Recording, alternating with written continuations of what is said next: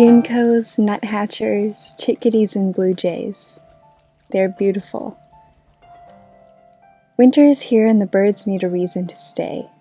Birdseed feeders are not the only source of food that we can provide birds during winter. There are many plants with fruits that hold on to their branches over the winter, such as sumac, hawthorn, hardy kiwi, crabapples, and cranberries.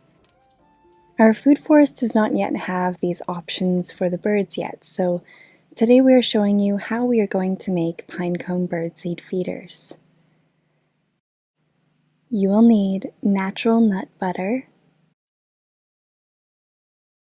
pine cones, twine, and scissors. The first step is to tuck and wrap the twine into the pine cone, creating a loop, and then flipping it over so it tightens and holds place.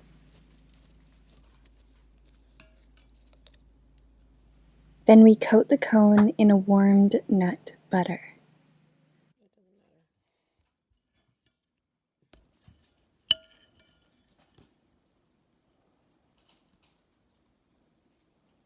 To thoroughly coat it in seeds, I place the pine cone into an empty cup and pour the seeds in until the pine cone is submerged.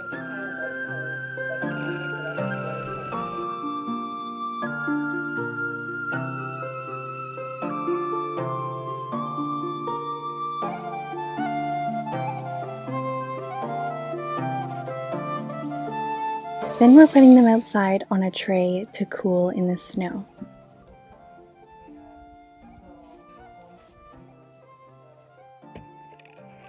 And as you can see here, they are no longer runny as the cold will hold the nut butter in place.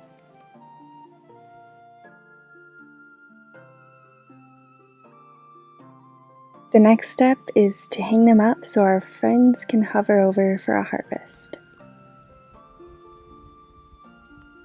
The best time to set out feeders is in late summer to keep the population of birds growing, early winter for them to stock up enough for their families, and in late winter to help keep them alive.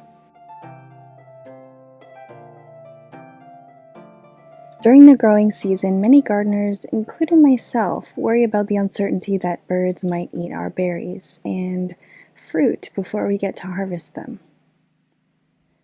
But the reality is that in a well set up forest garden, there will be plenty to share even in small spaces, and the benefits outweigh any negative considerations because birds are an essential part of our survival.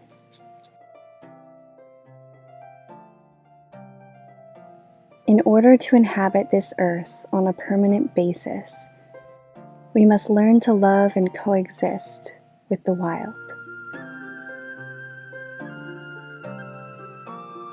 The more wildlife that we invite, such as birds, into our permanent living systems, the less amount of work will be left for us to do. Birds will be responsible for keeping insect populations balanced. They'll gift us their free fertilizer, and they can help aerate or loosen soils from scratching while foraging.